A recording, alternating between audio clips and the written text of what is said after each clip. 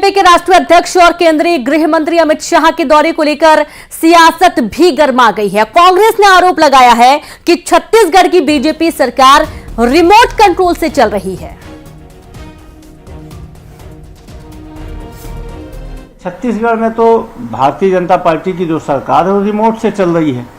तो कभी अमित शाह आते हैं, कभी जेपी नड्डा आते हैं, कभी दूसरे नेता आके यहाँ की सरकार को दिशा निर्देश देते हैं। लेकिन उसके बावजूद भी बेहद दुर्भाग्यजनक है कि छत्तीसगढ़ में सरकार नाम की चीज नहीं दिख रही है।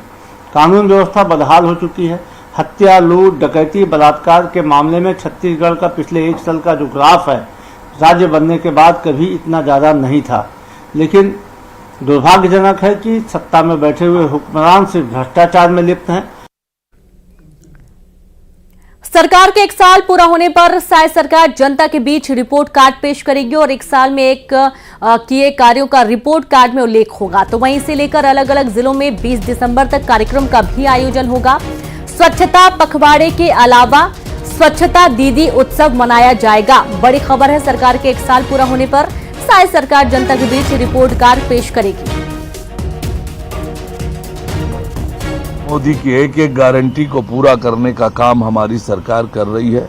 तो निश्चित रूप से जो 13 दिसंबर सरकार के 1 साल पूरा होने वाला है, पूरे प्रदेश भर में अलग अलग प्रकार के कार्यक्रम निर्धारित होंगे।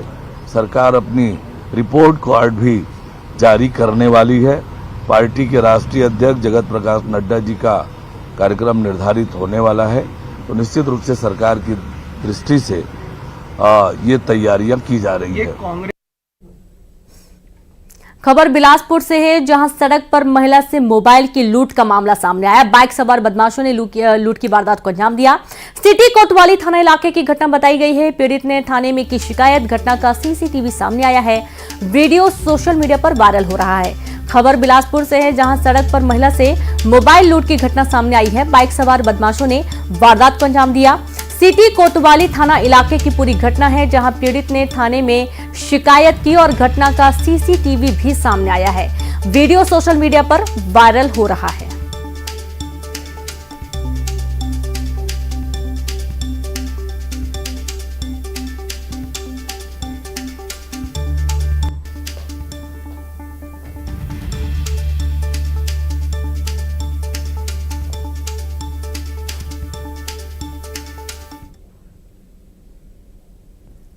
खबर रायपुर से, जहां फार्मेसी काउंसिल में फर्जीवाड़े का मामला सामने आया। काउंसिल के रजिस्ट्रार की डिग्री मामले में खुलासा हुआ है।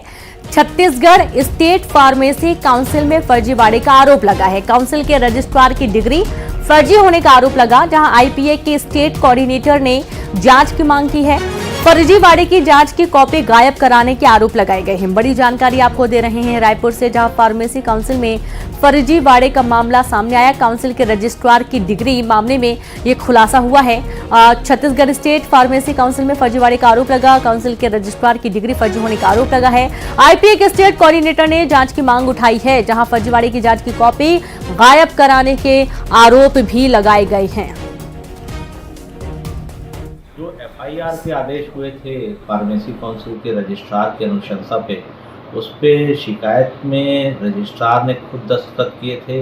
अब वो उसको दबाकर बैठ गए। मुझे लगता है कि षड्यंत्र में रजिस्ट्रार खुद शामिल हो गए हैं। चलिए शुरू करेंगे ज्यादा जानकारी के साथ संवाददाता आकाश शुक्ला जुड़ गए। आकाश, ये पूरा मामला क्या है, विस्तार से बताइए।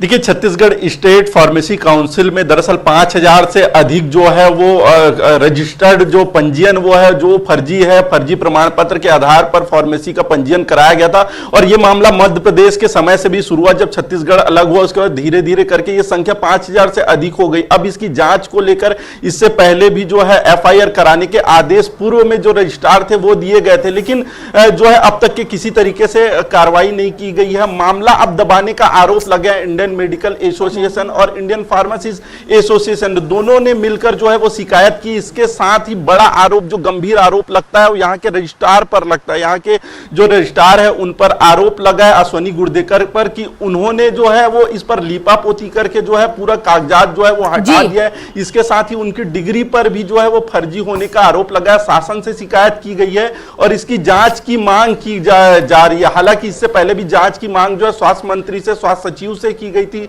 लेकिन किसी भी तरीके से निष्कर्ष नहीं किया गया। फिर से शिकायत हुई है और दोनों ही इंडियन मेडिकल एसोसिएशन और इंडियन फार्मासिस्ट एसोसिएशन ने मिलकर जो है वो शिकायत की है, जांच की मांग करते हुए ये भी कहा है कि एफआईआर हुई है, उस पर दोषी पर जो है वो कार्रवाई हो। इसके साथ ही जो फर्जी तरीके से रजिस्टर्ड हुए हैं फार्मेसी काउंसिल में, उस पर भी कार्रवाई और सभी का कागजात जो है वो निरस्त किया जाना चाहिए, क्योंकि इससे पहले भी जो है पूर्व रजिस्ट्रार ने कार्रवाई की थी और बड़े पैमाने पर जो है वो फार्मेसिस्ट का रजिस्ट्रेशन जो है वो निरस्त किया गया था। लेकिन अब फिर भी किस तरीके से यहाँ पर लीपापोती की जा रही है, ये देखने का भी विषय है। जी बहुत शुक्रिया आपका आकाश, तमाम जानकारी देने के लिए। और इस तरीके से अब ये पूरा मामला जांच का विषय बना हुआ है।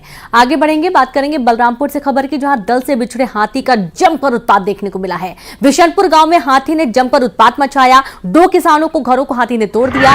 परिवारों ने भागकर अपनी जान बचाई। झारखंड के हाथी दल से बिछड़ा है हाथी। और ये देखिए तस्वीरें आपके सामने है, बलरामपुर की पूरी खबर है, जहां पर दल से बिछड़े हाथी का जमकर उत्पात देखने को मिला है। बिशनपुर गांव में हाथी का उत्पात देखा गया। 2 किसानों के घरों को इसने तहस नहस कर दिया और परिवार ने भागकर अपनी जान बचाई। झारखंड के हाथी दल से यह हाथी बिछड़ा हुआ है, जिसने जमकर उत्पात मचाया है।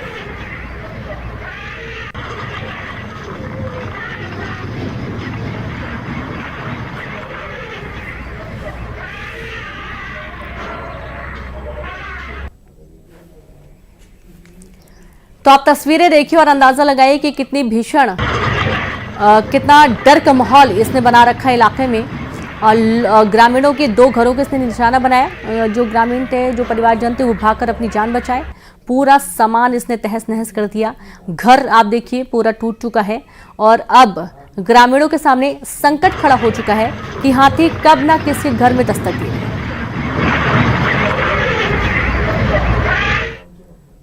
कांकेर में पुराने बस स्टैंड में 2 सांड आपस में भिड़ गए और दोनों की लड़ाई घंटों तक चलती रही। इस दौरान कई वाहनों को इन लोगों ने क्षतिग्रस्त भी कर दिया। दोनों को अलग करने में लोगों के पसीने छूट गए।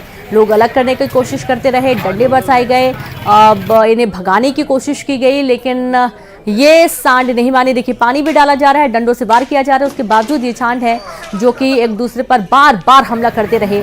स्थानीय लोगों का कहना है कि बस स्टैंड में आवारा पशुओं का जमावड़ा लगातार बना रहता है और इससे यात्रियों को खासी परेशानी होती है, लेकिन प्रशासन कोई कार्रवाई नहीं कर रहा है। ये आवारा जो पशु हैं ये इसी तरीके से आतंक मचाते हैं और कई बार लोगों की जान पर भी बनाती है।